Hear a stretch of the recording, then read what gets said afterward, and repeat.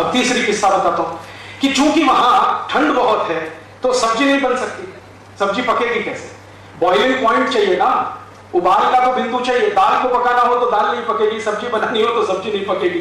तो वहां क्या होता है, सभी सब्जियां डिब्बे में बंद होके आती है और डिब्बे बंद सब्जियों को प्लेट में निकाल के वो खाते।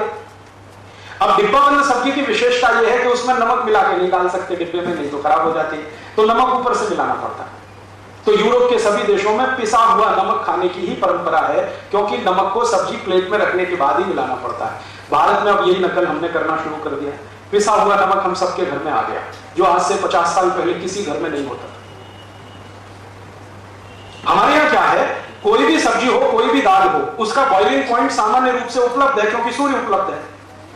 तो हम जब नमक डालेंगे तो सब्जी बनाते हुए डालेंगे या दाल बनाते हुए डालेंगे, और दाल और सब्जी में नमक वही अच्छा होता है जो डेले वाला होता है, क्रिस्टल वाला होता है।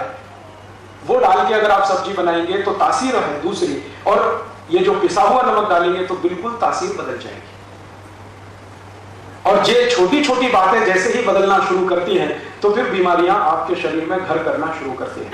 मैं आपको एक छोटी सी बात बताता हूं, जो पिसा हुआ नमक खाना आप शुरू कर दीजिए, अपने ही घर में एक एक्सपेरिमेंट कर लीजिए। 2 बच्चे अगर आपके पास हैं, एक को रोज पिसा हुआ नमक खिलाइए और एक बच्चे को वो डेले वाला नमक सब्जी में डालते हुए उबालते हुए खिलाइए। जो बच्चा डेले वाला नमक खाएगा वो ज्यादा स्वस्थ रहेगा, जिसको पिसा हुआ नमक दे रहे हैं वो हर समय बीमार रहेगा।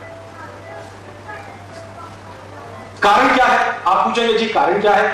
सब्जी को उबालते समय, दाल को उबालते समय जो नमक आपने डाला है, तो नमक भी उबल रहा है सब्जी के साथ, दाल के साथ। तो उसकी जो इंप्योरिटीज हैं, जो उसमें से शुद्धता नहीं है, अशुद्धता है, वो गर्म पानी के साथ कम होती जा रही है। और यहां पिसा हुआ नमक डाल दिया है तो सारी अशुद्धता के साथ गया है और आपको कुछ ना कुछ तकलीफ देने ही वाला है। और ये तकलीफ जानते हैं क्या आती है?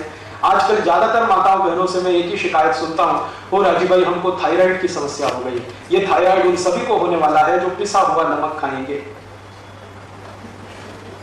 और थायराइड के दोनों ही हिस्से हैं, हाइपरथायराइडिज्म, हाइपोथायराइडिज्म, दोनों में हम फंसे हैं और हमारी करोड़ों माताओं बहनें फंसी हैं। उसका एक छोटा सा कारण है पिसा हुआ नमक। जितने दिन आप ये खाते रहेंगे थायराइड से कभी भी बाहर निकल ही नहीं सकते, कितनी भी गोलियां खाएं, कितने भी इंजेक्शन लगाएं। लेकिन जैसे ही नमक बदल देंगे, बिना दवा के थायराइड ठीक हो जाएगा।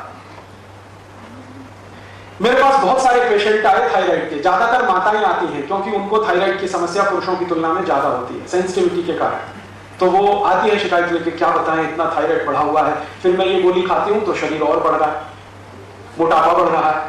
और एक महिला तो एक बार मेरे पास आई थी जिनका वजन तो मुश्किल से 60 किलो था, लेकिन शरीर देखो तो लगे 100 किलो का, जैसे फुटबॉल में हवा भर दी हो।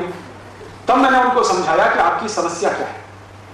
उनके समझ में आ गया। मैंने कहा बस कल से आप ऐसा करो, नमक बदल दो, पिसा हुआ नमक खत्म कर दो, डेले वाला लाओ। वो बहन जी ने शुरू किया है, अभी 8 महीने हो गए हैं, वो बराबर हो गई। 58 किलो वजन है, वैसा ही शरीर है। और वो कहती है मुझे थायराइड की समस्या नहीं। अब वो कहती है राजीव भाई मैंने लाखों रुपए खर्च कर दिए, 8 साल से मैं दवा खा रही हूं, इतने इंजेक्शन ले लिए, कहां मैं गई डॉक्टरों के चक्कर में, लेकिन किसी डॉक्टर ने ये नहीं बताया कि आप ये नमक पिसा हुआ मत खाओ।